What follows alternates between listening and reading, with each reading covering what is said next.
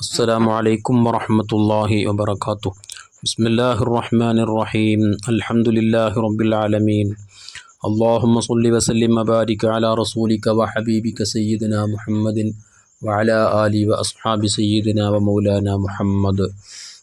നാം നമ്മുടെ കൂട്ടുകാരെ തിരഞ്ഞെടുക്കുമ്പോൾ ആരെയായിരിക്കണം നാം കൂട്ടുകാരായി തിരഞ്ഞെടുക്കേണ്ടത്? എങ്ങനത്തെ ആളുകളായിരിക്കണം നമ്മുടെ കൂട്ടുകാർ? ഇതൊക്കെ ഹബീബ് സല്ലല്ലാഹു അലൈഹി വസല്ലമ തങ്ങൾ നമ്മെ പഠിപ്പിച്ചു തന്നിട്ടുണ്ട്. അവിടെ ഭൗതികമായ വിഷയങ്ങളും അതുപോലെ തന്നെ മതപരമായ വിഷയങ്ങളും ആത്മീയമായ വിജയത്തിനൊക്കെ ഉതകുന്ന എല്ലാ ഉപദേശ നിർദ്ദേശങ്ങളും ഹബീബ് സല്ലല്ലാഹു അലൈഹി വസല്ലമ തങ്ങൾ നമ്മെ പഠിപ്പിക്കാതിരുന്നിട്ടില്ല. അവിടുന്ന് കൃത്യമായും വ്യക്തമായും നമ്മോട് പറഞ്ഞു.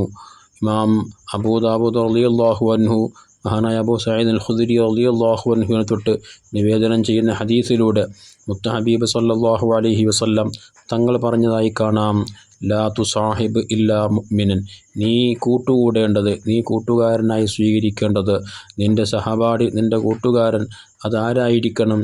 യഥാർത്ഥ വിശ്വാസിയായിരിക്കണം, സത്യവിശ്വാസിയായിരിക്കണം നിൻ്റെ കൂട്ടുകാരൻ. അങ്ങനെയാകുമ്പോൾ അവരിൽ നിന്ന് ധാരാളം നന്മകൾ നിനക്ക് നിൻ്റെ ജീവിതത്തിലേക്ക് പകർത്താൻ സാധിക്കും.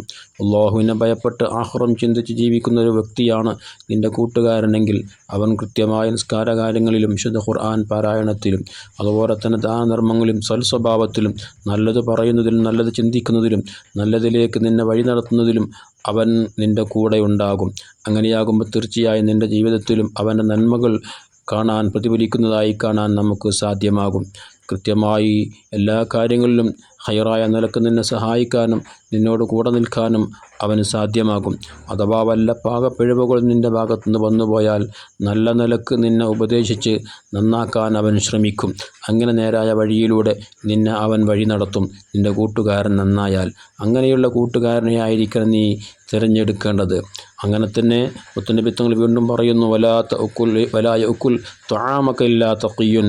നിൻ്റെ ഭക്ഷണം അത് കഴിക്കേണ്ടത് തഖ്വയുള്ളവനായിരിക്കണം, മുത്തഖിയായിരിക്കണം നിൻ്റെ ഭക്ഷണം കഴിക്കേണ്ടത്. അഥവാ നീ ഭക്ഷണം നൽകുക എന്നുള്ളത് ഏറ്റവും പുണ്യമാക്കപ്പെട്ട അമലാണല്ലോ. നിൻ്റെ ഭക്ഷണം, നിൻ്റെ പാനീയം അത് നീ നൽകേണ്ടത് നല്ല ആളുകൾക്കായിരിക്കണം. അങ്ങനെ നല്ലവർ നിൻ്റെ ഭക്ഷണം കഴിച്ചാൽ ആ ഭക്ഷണത്തിൽ നിന്ന് കിട്ടിയ ഊർജം അവർ ചെലവഴിക്കുക നല്ല വഴിയിലായിരിക്കും, ഹൈറായ വഴിയിലായിരിക്കും, അല്ലാഹുവിനെ ഇബാദത്ത് ചെയ്യാൻ വേണ്ടിയായിരിക്കും.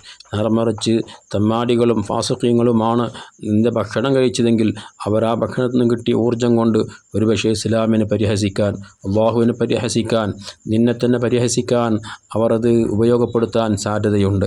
അങ്ങനെയാകുമ്പോൾ നിനക്കത് ലാഭത്തേക്കാളേറെ വലിയ നഷ്ടമാണല്ലോ സമ്മാനിക്കുക. അതുകൊണ്ട് തന്നെ വലാ യഅ്കുൽ ത്വആമക ഇല്ലാ തഖിയ്യുൻ. തഖ്വയുള്ളവരല്ലാതെ, ഭക്തിയുള്ളവരല്ലാതെ നിൻ്റെ ഭക്ഷണം കഴിക്കാൻ ഇടവരരുത് എന്ന് ഹബീബ് സല്ലല്ലാഹു അലൈഹി വസല്ലമ തങ്ങൾ പറയാണ്. അതുകൊണ്ട് തന്നെ നാം നമ്മുടെ കൂട്ടുകാരെ തിരഞ്ഞെടുക്കുമ്പോൾ നാം അതിഥികൾക്ക് അതല്ലെങ്കിൽ സാധുക്കൾക്കൊക്കെ ഭക്ഷണം നൽകുമ്പോൾ ഭക്ഷണം കഴിക്കുന്ന ആളുകളെ കുറിച്ചുകൂടെ നാം മനസ്സിലാക്കണം.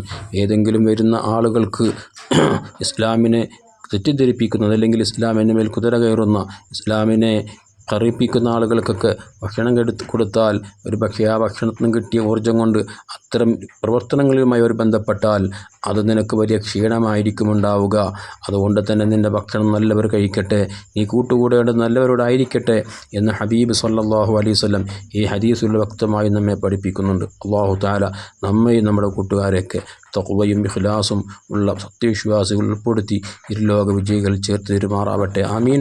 അസ്സലാമു അലൈക്കും വറഹ്മത്തുള്ളാഹി വബറകാതുഹു.